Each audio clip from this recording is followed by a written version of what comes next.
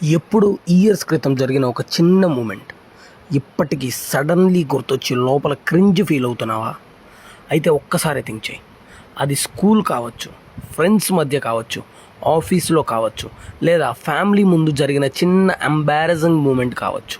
అందరూ అప్పుడే మర్చిపోయినా మన బ్రెయిన్ మాత్రం ఇంకా వదలదు. ఎందుకంటే మన బ్రెయిన్కి నార్మల్ మూమెంట్స్ కంటే ఎమోషనల్ మూమెంట్స్ ఎక్కువ ఇంపార్టెంట్. అందుకే మనం ఆక్వర్డ్గా ఫీల్ అయిన మూమెంట్స్, ఇన్సల్ట్ అయిన సిచ్యువేషన్స్, ఫియర్ ఫీల్ అయిన మెమరీస్, బ్రెయిన్ వాటిని నార్మల్ మెమరీలో స్టోర్ చేయదు, డేంజర్ మెమరీలా సేవ్ చేస్తుంది. ఎందుకంటే మన బ్రెయిన్ ఒక్కటే థింక్ చేస్తుంది, అది మళ్ళీ జరగకూడదు. అందుకే ఇయర్స్ తర్వాత కూడా ఒక స్మెల్, ఒక ప్లేస్, ఒక స్మాల్ కన్వర్జేషన్ సడన్లీ ఆ మెమరీని రీప్లే చేస్తాయి. ఫన్నీ థింగ్స్ ఏంటంటే ఆ సిచ్యువేషన్ని చూసిన వాళ్ళు ఆల్మోస్ట్ ఫర్గెట్ అయిపోతారు, కానీ మన బ్రెయిన్ మాత్రం దాన్ని ఓవర్ అండ్ ఓవర్ రీప్లే చేస్తూనే ఉంటుంది. ఇదే కాగ్నేటివ్ సైకాలజీ.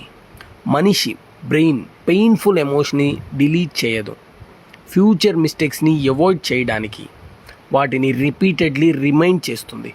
అందుకే కొన్ని మెమరీస్ మనల్ని హర్ట్ చేయడానికి రావు, మనల్ని ప్రొటెక్ట్ చేయడానికి వస్తాయి. ఇలాంటి హిడెన్ సైకాలజీ స్టోరీస్ కోసం కామెంట్ పార్ట్ 2. మరి సబ్స్క్రైబ్ అవ్వు, ఎందుకంటే నెక్స్ట్ స్టోరీ నీ ఓన్ బ్రెయిన్ గురించి డౌట్ వచ్చేలా చేస్తుంది.